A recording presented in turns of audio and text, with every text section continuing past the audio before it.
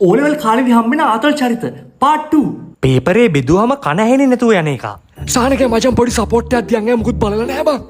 ආයිති මොනවාද අහන්නේ උඹලා එක ගොඩ දාන්න. යකෝ මට නැවිලා පේනවා මචංලා උඹලා ගිහිල්ලා රිසාස් අම්මලට කියද්දි මේ මිනිස්සුගේ මූණ වල ඇඳෙන හිනාව ඇස්සල කඳුළු පිරලා බලන් ඉන්නවා. අනේ සානක පුතා නේද අපේ පුතාට උදව් කරේ කියලා තාත් එක්ක වගේ ළඟින් ඉන්න. තාත් එක්ක වගේ. මම උත්තරේ ලියන්නේ උඹට උත්තරේ කියලා. උඹට පෙන්නන්නේ නැතුව මම ලියලා කොහොමද මචං වටුඹ පාරේ හම්බුණා මූණ බලන්නේ. බලන්නේ බා. මොනවාද කියන අනිවාර්යෙන් කියන. හේයි මම තමයි අද උඹලට ඉන්න ශාලාධිපති. එකක්වත් පෙන්නලා හුවෙන්න එපා සස්පෙන්ඩ් කරනවා. ආයි ජීවිත කාලෙම ඔලුව ලියන්න වෙන්නේ නැහැ. අඩෝ බලපන්. කනහිනේ නේද උඹ? පේපරේට 500 කොළ අමුණලා යවන එක. බුදු සර් මම හරි අහිංසක කොල්ලෙක්. මගේ පපුවේ හිලක් සර්. අnder මොනකුත් දාන්න. අනේ සර් මට උදව් කරන්න. මමත් කොල්ලෙක් සර්ුත් කොල්ලෙක්. අම්මා මිස් කෙනෙක් නා.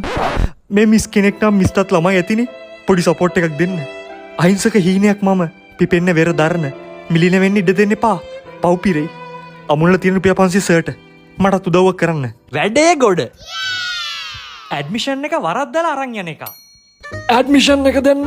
හෙලෝ සර් මම ඇඩ්මිෂන් මාක් කරන ගමන් ඉන්නේ තාම කිසි අවුලක් නැහැ. මේ මොකක්ද යකෝ මේ? මේක ලයිට් බිලක් නේ.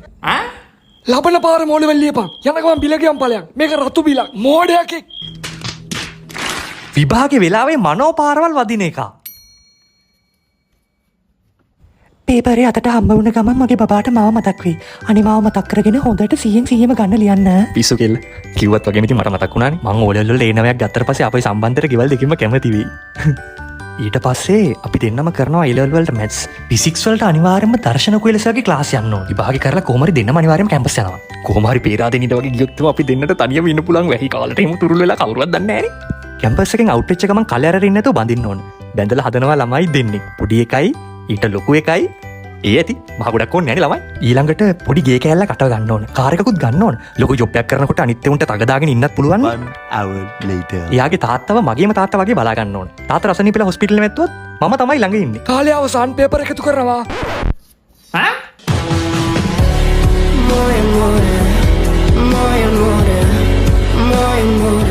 වීඩියෝ එක බලන් ඉන්න ඔයාලට චූටි පණිවිඩයක් තියෙනවා කියන්න. මාර්තු 27 ඉඳන් ඔන්න මේ පාර දර්ශන උකුල සර්ගේ නිකම්ම නෙවෙයි ඩොක්ටර් දර්ශන උකුල සර්ගේ ලංකාවටම ඔන්ලයින් වගේම ෆිසිකල් ක්ලාසස් පටන් ගන්නවා. මහනුවර නුගේගොඩ කෑගල්ල කුරුණෑගල. අපේ උකුල සර් මේ අවුරුද්දේ ෆිසික්ස් උගන්වන්න පටන් අරන් අවුරුදු 20ක්. මේ ගත වෙච්ච අවුරුදු 20ට ඩිස්ට්‍රික්ට් ෆස්ට්ලා 69ක්. 69ක් දායද කරලා තියෙනවා. ගිය අවුරුද්දේ ඩිස්ට්‍රික්ට් ෆස්ට්ලා 7 දෙනෙක් හිටියා. සෝ ඒ 7 දෙනාට මැලේසියා ටූර් එකකුත් දුන්නා. ඉතින් මෙන්න මේ නම්බර්ස් වලට කෝල් කරලා දැම්ම රෙජිස්ටර් වෙන්න. මිස්ටර් ටක් ටුක් ටික්. උපල සෛල යනු පහත් සඳහන් කුමන පටකයට සෛල වර්ගයක්ද? යකෝ පළවෙනි ප්‍රශ්නෙට උත්තරේ දන්නේ නැහැ නේ. මෙහෙම සෛලයක් යකෝ මම්මගේ ජීවිතේ අහලවත් නැහැ නේ. පළවෙනි ප්‍රශ්නේ හින්දා ලොවෙත් පළවෙනි උත්තරේ වෙන්න බෑ. නිස්ලා කොහොමත් පළවෙනි ප්‍රශ්නේ උත්තරේ අන්තිමට දාන්න එකක් නැහැ. මොකද කණාගහණයෙන් ගොඩක් ගන්න අන්තිම උත්තරේටනේ. එතකොට හරි උත්තරේ අනිවාර්යෙන් 2 හරි 3 හරි වෙන්න ඕන. අපි දෙවෙනි ප්‍රශ්නේ බලමු. මේක දන්නවා තුන්වෙනි උත්තරේ. දෙවෙනි එකට 3 කියන්නේ අනිවාර්යෙන් පළවෙනි එකට 3 එන්න බෑ. ඒ කියන්නේ පළවෙනි එකට 2. හම්බෝ සයන්ස් නම් nothing. අඩෝ කොහොමද බං සයන්ස් ෆේල් උනේ? ලංකාවේ වැඩිම ඒ සාමාර්ථ සමගින් ඩොක්ටර් දර්ශන උකුවෙන 2027 සිද්ධාන්ත නව පන්ති ආරම්භයි.